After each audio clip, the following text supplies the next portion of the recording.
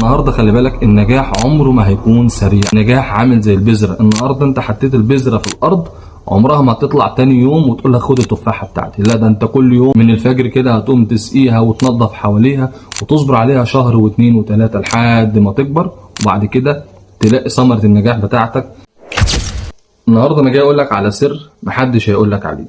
ايه هو سر النجاح؟ ازاي انجح في اي حاجه في حياتي؟ واحد زي محمد صلاح، ايه اللي خلاه احسن لاعب في العالم؟ النهارده انا جاي اقول لك على 5 خطوات، والله العظيم ال5 خطوات دول لو انت طبقتهم في حياتك هتنجح في اي حاجه انت عايزها. بس خلي بالك الحاجات اللي انا هقول لك عليها دي من اول خطوه لو انت مش هتعملها تطلع من الفيديو، لكن لو انت فعلا انسان عندك اصرار وعندك سعي وعايز توصل للافضل وعايز تنجح في اي حاجه انت بتتمناها وفي اي مجال، تابع الفيديو ده وخطوه خطوه. والخطوه ال5 هي اهم خطوه والله بجد، عشان كده انا سايبها في الاخر. قناتي بتتكلم النهارده بتقول لك اسمع واشتغل في ارض الواقع، مش عايزك تسمع كلام انا بحفزك او بقول لك طور من ذاتك او طور من نفسك مجرد كلام، لا انا عايزك تطبق، انزل اجتهد واعمل. اول خطوه النهارده ايه هو سر النجاح؟ اول خطوه هي الالتزام، ان انت تكون ملتزم بكل حاجه مطلوبه منك في شغلك، في مشروعك، في اي مجال انت بتعمله، حتى لو في كمال الاجسام.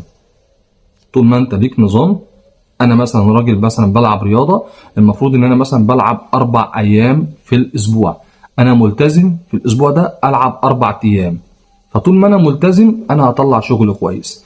ايه النقطه التانيه اللي بتكمل على الالتزام ده بقى؟ الانضباط، ان انا اكون منضبط بالالتزام اللي عليا، اكون منضبط ان انا العب ال4 ايام، اكون منضبط العب ال4 ايام، مش العب 3 او العب يومين، عشان اقدر اوصل لفورمه قويه. ده مثلا مصدر نجاحي، او انا عايز انجح في حاجه زي دي، فانا النهارده ملتزم بال4 ايام منضبط ماشي عليهم. النقطه الجميله بقى والاهم هي النقطه الثالثه، وهي الاستمراريه. ناس كتير تقول لك استمراريه يا عم عبد الله، لا الاستمراريه في الايجابيه مش في السلبيه، لان خلي بالك انت ما ينفعش تستمر في حاجه وحشه، لازم تستمر في حاجه كويسه. انا النهارده بستمر في كمال الاجسام كمثلا يعني، او في شغلي او في مشروعي او في شهادتي او في حاجه انا عايز انجح فيها، انا شايف في بصيص من الامل، مش العمليه بايظه معايا او انا بخسر او انا بضعف او انا مش شايف نتيجه، لا انت طول ما انت مستمر، لازم على فكره معروفه في قانون الحياه، طول ما انت مستمر انت بتلاقي نتيجه. فطول ما انا ملتزم، طول ما انا منضبط، طول ما انا في استمراريه. الرابعه مهمه جدا، الرابعه دي هي الصبر. طول ما انت صبور، طول ما انت الملكه بتاعتك هي الصبر، هتقدر تعمل اول 3 خطوات، الالتزام والانضباط والاستمراريه.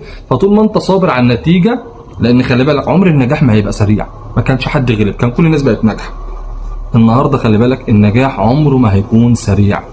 النجاح عامل زي البذره، النهارده انت حطيت البذره في الارض عمرها ما هتطلع تاني يوم وتقول لك خد التفاحه بتاعتي، لا ده انت كل يوم من الفجر كده هتقوم تسقيها وتنظف حواليها وتصبر عليها شهر واثنين وثلاثه لحد ما تكبر، وبعد كده تلاقي ثمره النجاح بتاعتك، لان انت كنت ملتزم بيها وكنت منضبط بيها وكنت دايما على استمراريه، كل يوم بتشرب الشجره دي. فانت النهارده الصبر بتاعك ادالك التفاحه دي. ايه بقى النقطه الخامسه يا عم عبد الله اللي قلت لنا ان هي مهمه جدا؟ النقطه الخامسه هي ان انت تتقي الله، ومن يتقي الله يجعل له مخرجا ويرزقه من حيث لا يحتسب. طول ما انت بتتقي الله في اي حاجه انت عايز توصل لها، دايما ربنا هيرضيك وهيرزقك من حيث لا تحتسب.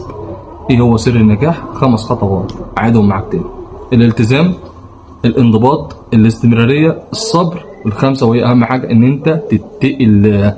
صدقني بفضل الله ربنا هيكرمك. ولو انت لسه معايا برضك وكل مره بقولها لك، اعمل لايك واشترك في قناتي، ودايما بتمنى منك حب الخير لغيرك عشان يجيلك. لو انت بتحب حد وشايف ان هو شخص مهتم بنفس الفيديوهات دي، شير له الفيديو عشان يستفيد زيك. بحبكم في الله والله. سلام.